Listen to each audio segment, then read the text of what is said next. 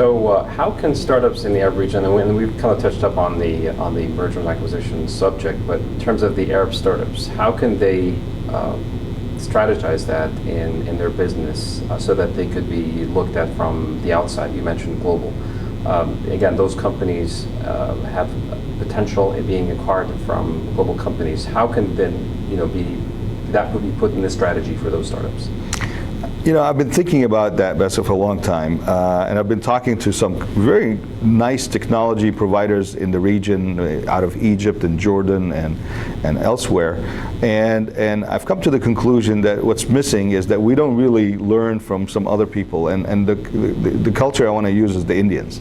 The Indians have done a great job. They have a great kitchen for software development in India, but they don't market everything out of India. They actually decided to come out here in the US and start the company in the US, but keep the kitchen in India and leverage a US storefront for a product that was made in India, and the resources are in India. So you kept the jobs in India, but you're building an American or European product that has a global appeal.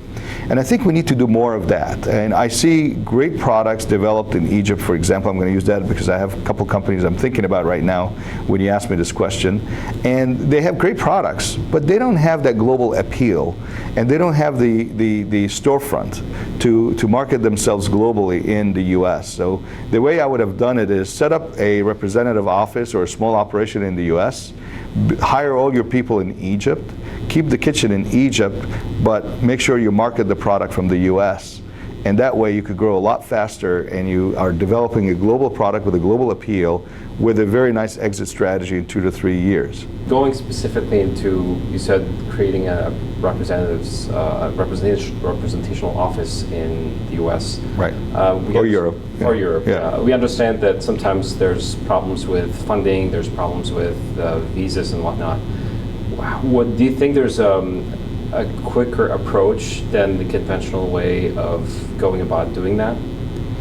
Yeah, I think there is. I mean, I think if you're an entrepreneur, you have an idea and you want to set up a new company, it doesn't mean you have to live in the US to have that storefront. You could find yourself a partner, another fellow Arab who is already a US citizen or a European citizen who already is available to work for you. Hire him as the CEO, virtual CEO out of the US, or the American CEO or the European CEO, but you're running the company remotely from the region, from MENA. So that's one way to do it. The other way to do it is to incubate the company in the region first. When you're ready, then you go and partner with a pre-existing US company that becomes your channel, and your basically make it a merger, make it a structured acquisition. So you could basically reverse merge into an existing American company with a product that's very innovative.